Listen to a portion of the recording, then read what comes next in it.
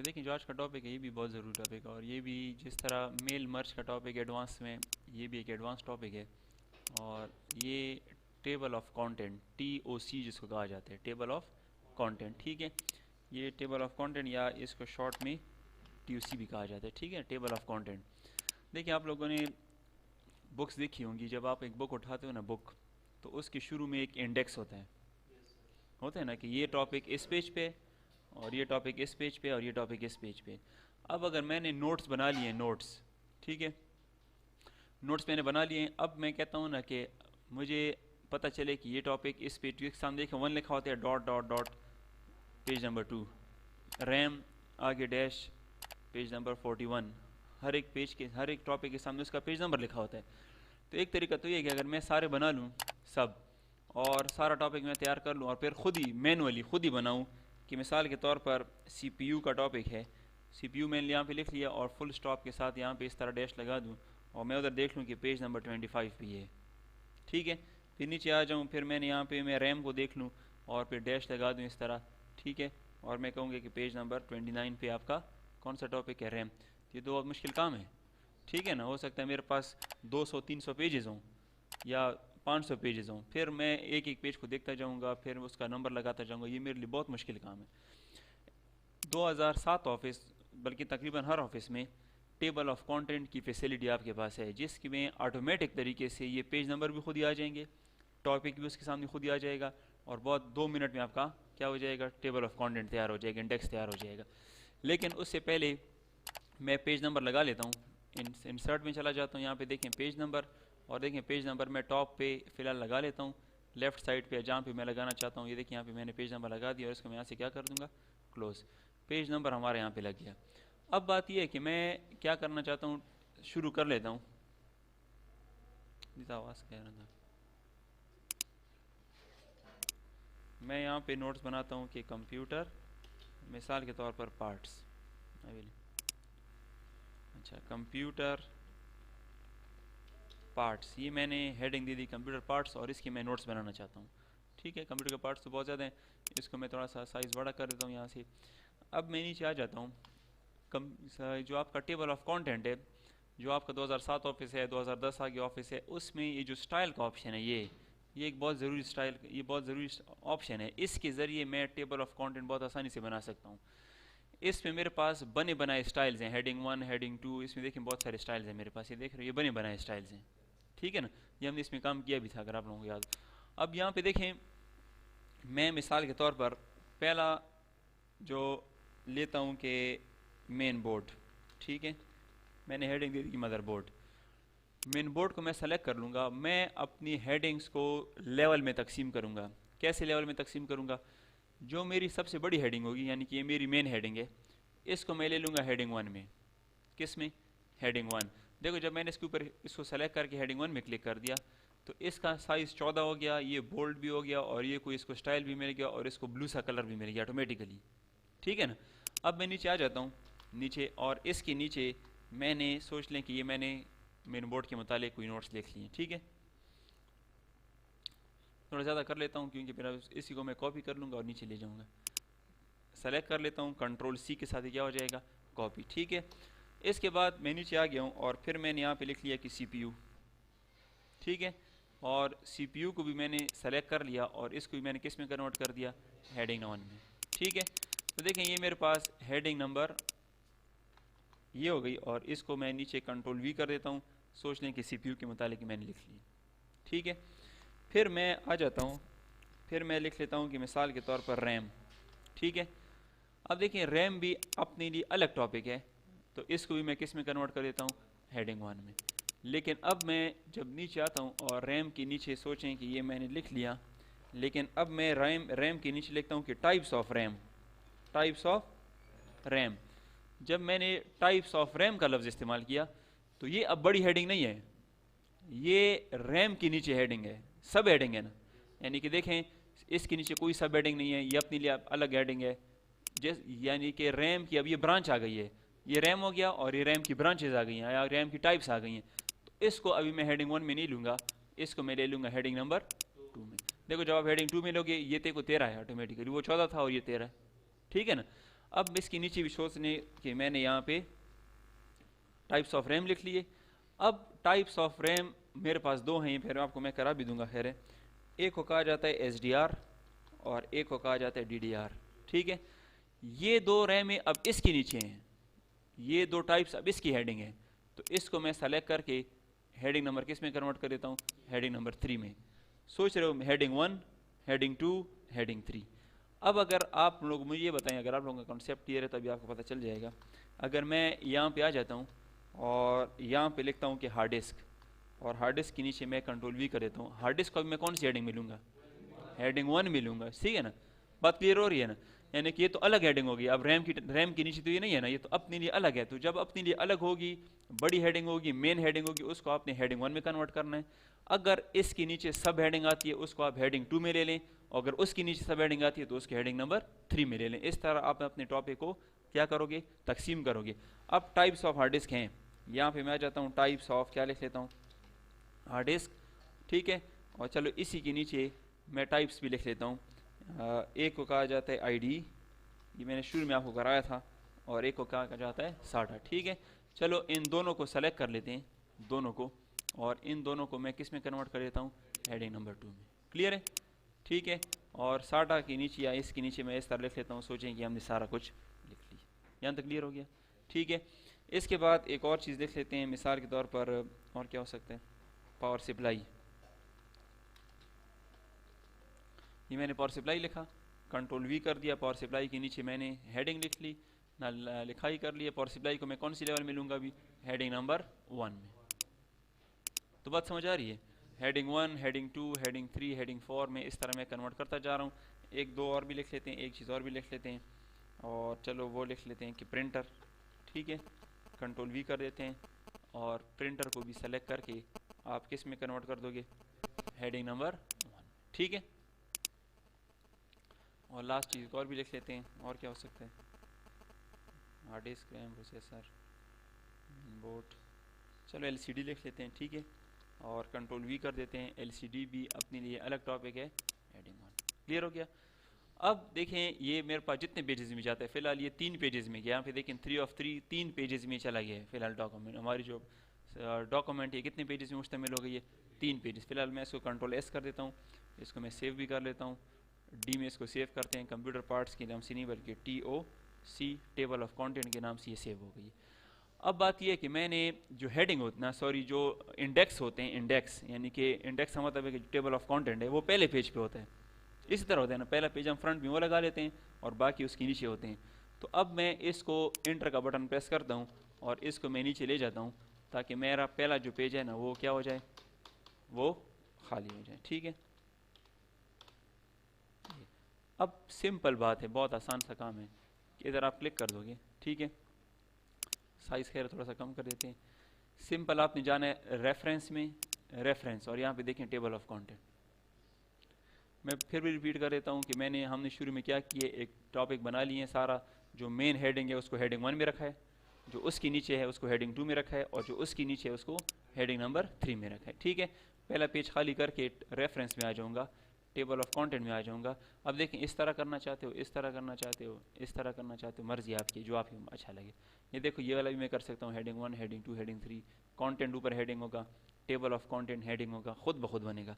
अब जैसे ही मैं इसके ऊपर क्लिक करता हूँ, यहाँ पे देखें इसने सबको खुद ही नंबर भी दे दिए और ये भी आ गया। देखिए इसको थोड़ा सा ये नीचे चला जाएगा, इसको आप डिलीट का बटन यहाँ पे प्रेस करके इधर क्लिक कर दें, बैक स्पेस कर दें।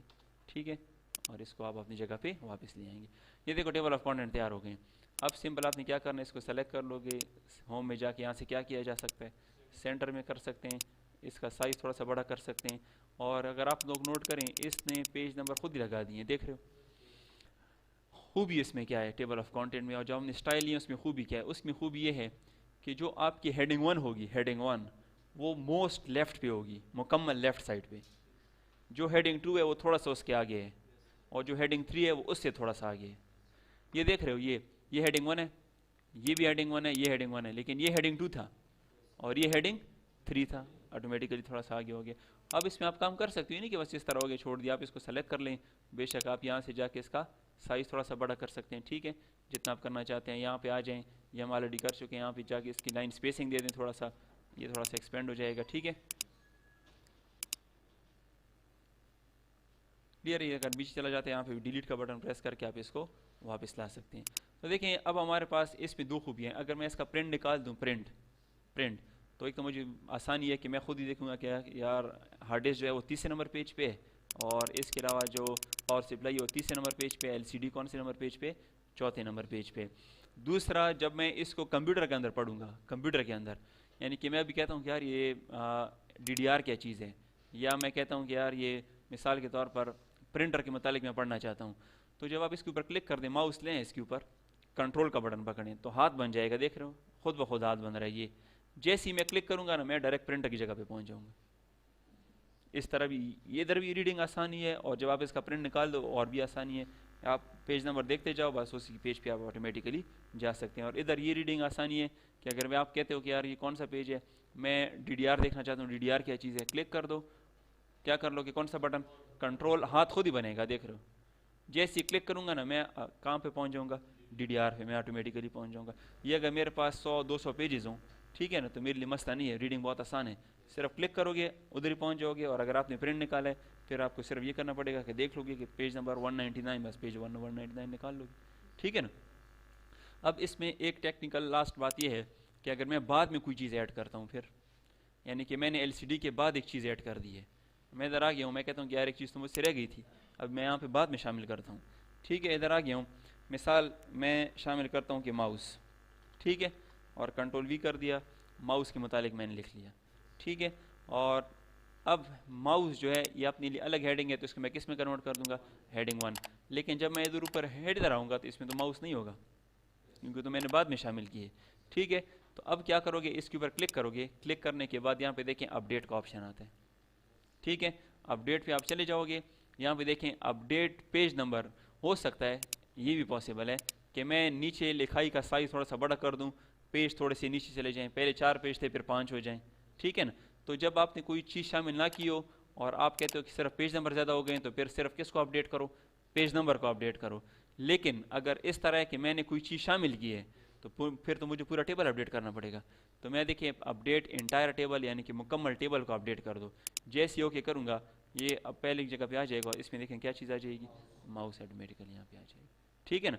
यहाँ पे माउस आ गया, इधर मैं क्लिक कर दूंगा, माउस को कंट्रोल का बटन पकड़ लिया, क्लिक, कहाँ पे पहुँच गया हूँ, माउस की जगह पे पहुँच गया हूँ।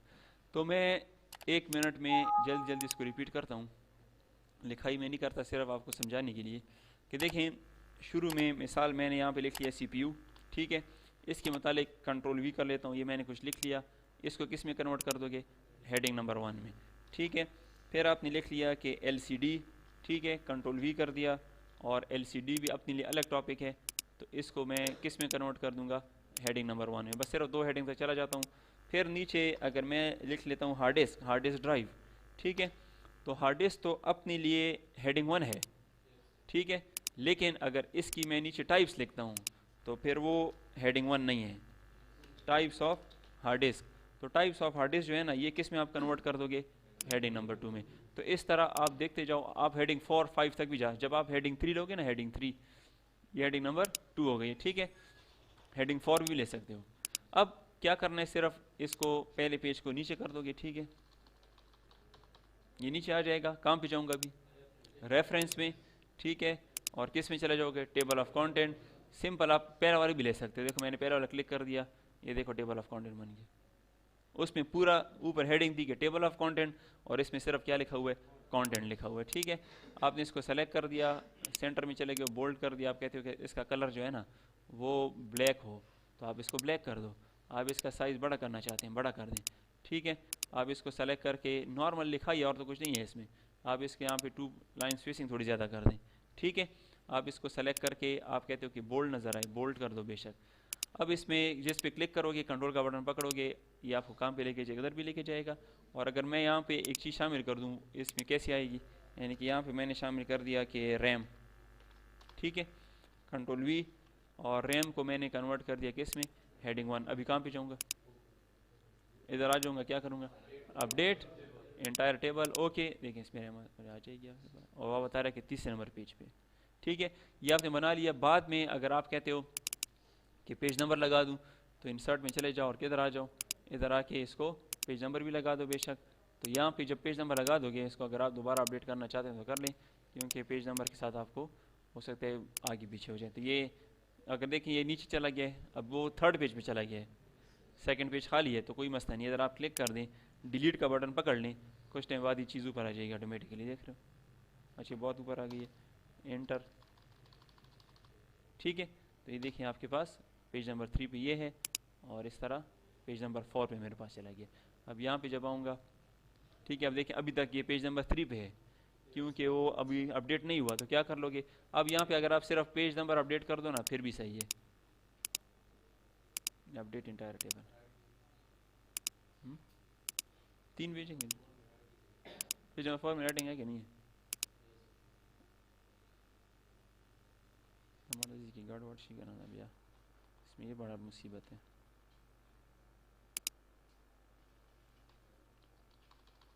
मुसीबत ही देखें,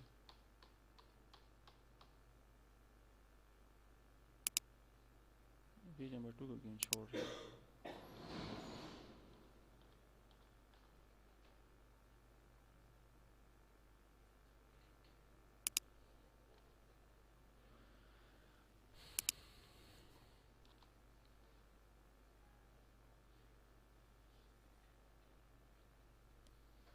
हवेली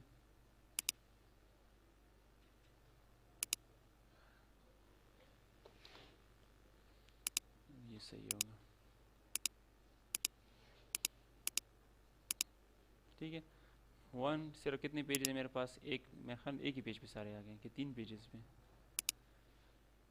असल में इस पेज पे टॉपिक है नहीं, इसलिए वहाँ पे पेज नंबर 3 आपको शो नहीं कर रहा, क्योंकि रैम का टॉपिक है वो पेज नंबर 2 पे है, और अगर पेज नंबर 3 पे कुछ हेडिंग दोगे तब वो आएगा। अब देखो मैं यहाँ पे आ जाता हूँ, अगर मैं पेज नंबर 3 पे आ जाता हूँ और यहाँ पे मैंने लिख लिया कि USB, ठीक है ना, USB मैंने लिख लिया, और इसके नीचे मैंने कुछ लिख लिया, और फिर जाके इसको किस में कन्वर्ट कर दिया, हेडिंग 1 में, और यहाँ पे आके इसको क्लिक करके अपडेट में चला गया हूँ, और अपडेट ओके। तो देखिए यहाँ पे पेज नंबर 3 अब आएगा, क्योंकि वो पेज नंबर 3 भी लिखा ही नहीं थी, सिर्फ वो उसकी हेडिंग जिस पेज पे होगी वो यहाँ पे अपीयर होगा, ठीक है।